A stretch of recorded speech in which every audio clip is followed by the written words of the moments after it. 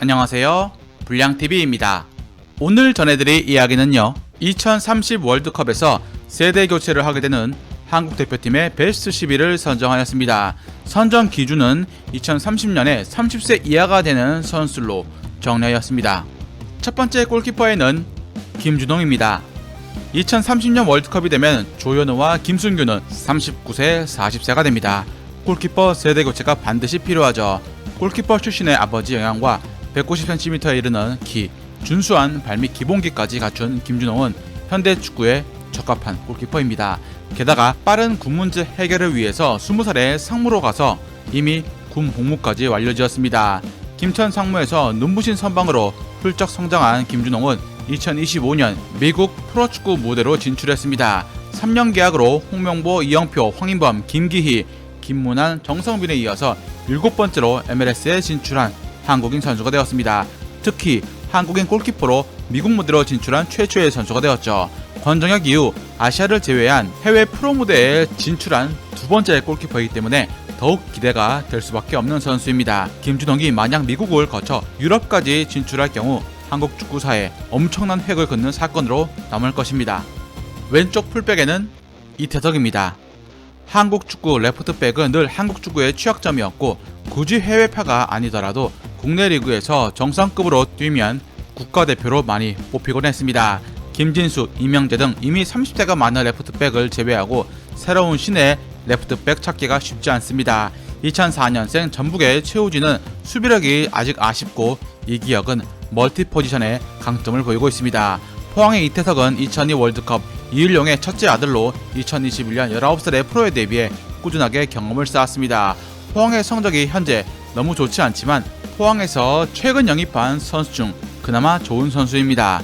특히 한국 국대 특성상 정발 좌풀백 좌원 자체가 귀해서 향후 미래에 이태석의 폼이 떨어지지 않는다면 이태석은 상비군에 위치할 가능성이 높고 국대 부름도 꾸준하게 불려질 듯합니다.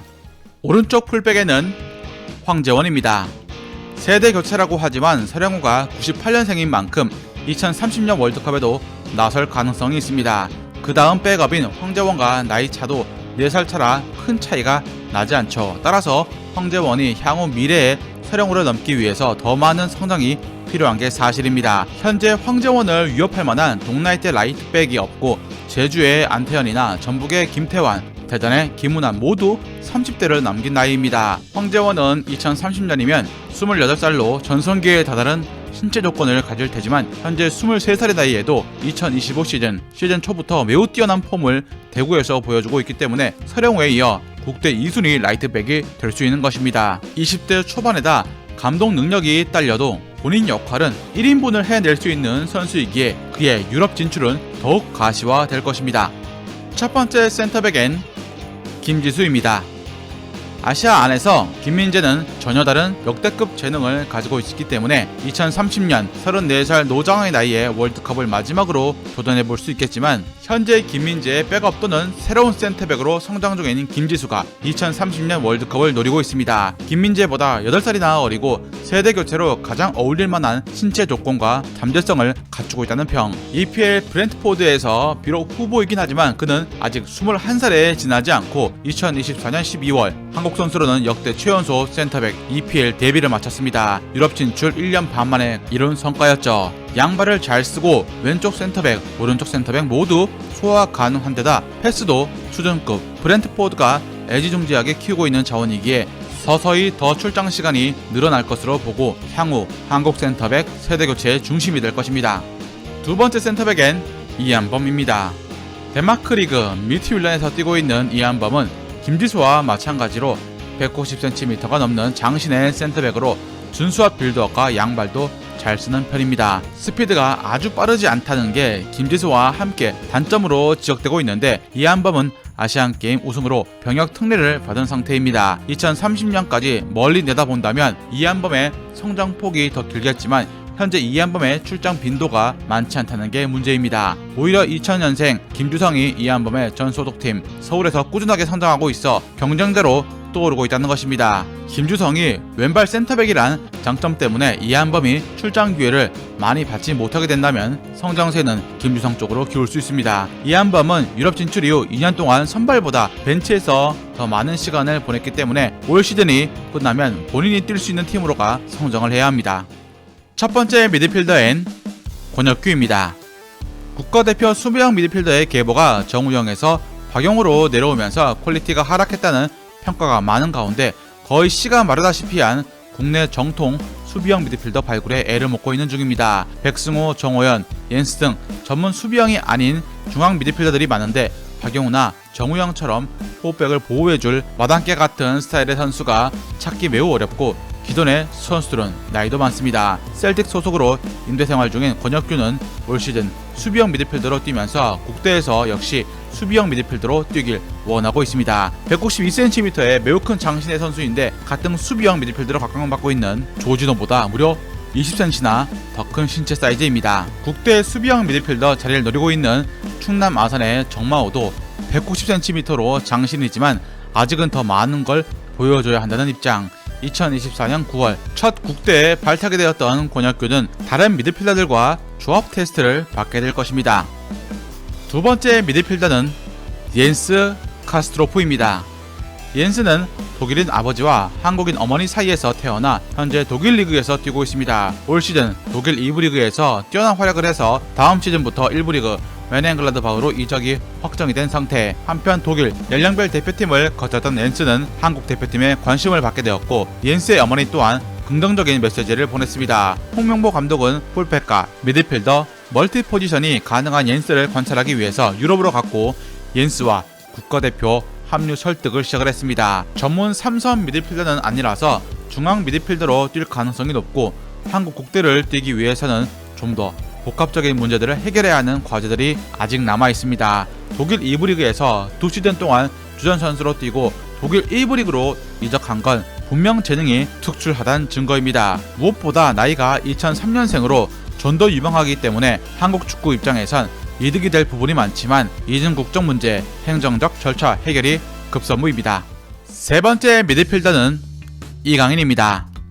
2선 중앙에서 부지런하게 수비 가담을 해주고 창의적인 볼 운반이 가능한 선수의 후계자를 찾으려면 단연 이강인일 수밖에 없습니다. 파리에서 3선 미드필더나 윙어로 뛰었던 그가 공미로 뛰도 되는가 묻는다면 현 한국 국대에서 공미 자리에서 이강인보다 더 잘할 선수가 있을까요? 역대급 탈압박 능력과 시야, 패스 퀄리티를 본다면 공미 자리에 이강인이 들어갈 수 있고 또 20세 이하 월드컵에서 이강인은 공미와 처진 공격수로 대회 공격 포인트만 5개를 만들어냈습니다. 또한 이강인이 중앙으로 간다 해도 우측 윙어 자원으로 양현준, 양민혁, 윤도영이라는 전도 유명한 선수들이 대기하고 있기 때문에 가능한 것입니다. 지금까지 이강인의 고점을 따지고 보면 마요르카 시절 중앙 측면을 오가던 자리였습니다. 2030년 미래를 본다면 우윙에 유로파 준수한 선수가 나올 확률이 높다는 것입니다. 이강인이 우측 윙어로 나와 공격 포인트를 올리는 현 상황에서 비춰볼 때 이재성처럼 중앙과 윙어를 오가듯 이강인도 이러한 롤로 국대에서 뛸 수 있을 것입니다. 왼쪽 윙어에는 배준호입니다. 2030년이 되면 손흥민도 38살이고 황희찬도 34살의 노장 선수가 됩니다. 잉글랜드 2부 리그에서 활약 중인 배준호는 2030년에 27살로 전성기를 맞이할 것으로 보이는데 배준호뿐만 아니라 현재 수완지의 엄지성도 28살로 창창한 나이입니다. 현재 국대에서 영향력과 입지를 본다면 배준호가 손흥민, 황희찬에 이어 세 번째 옵션이고 실제로 지난 2024년 손흥민이 부상으로 국대에 오지 못했을 때 배준호가 투입이 되어서 3경기 연속 공격 포인트를 올렸는데 당시 황희찬, 엄지성이 모두 부상을 당해 교체로 들어가 도움을 올리기도 했습니다. 2030년까지 아직 5년이라는 시간이 있기 때문에 언제든 새로운 선수가 등장할 수 있고 특히 한국 국대 2선 윙어 자리에는 국대에서 가장 경쟁이 센 자리이기 때문에 배준호도 장담할 수 없습니다. 오른쪽 윙어에는 양민혁입니다. 현재 부동의 국대 우측 윙어는 이강인의 입지가 확고하지만 토트넘으로 이적한 양민혁의 발전 또는 여러 유망주들의 성장으로 인해서 포지션 이동이 일어날 수 있습니다. 현 우측 윙어 중 이강인의 영향력이 절대적이긴 하나 양민혁이 빅리그 수준으로 성장한다면 공정도 생각해 볼 수 있습니다. 클린스만 감독 때처럼 우측에 박아놓고 알아서 하는 게 아닌 세부 전술이 따라와 줘야 할 것입니다. 우니온 베를린의 정우영이 2030년 월드컵에서 베테랑이 되어서 경쟁자가 될 수 있고 셀틱의 양현준이 현재 스텝업을 하고 있는 고무적인 상황이기에 양민혁도 많은 긴장을 해야 합니다.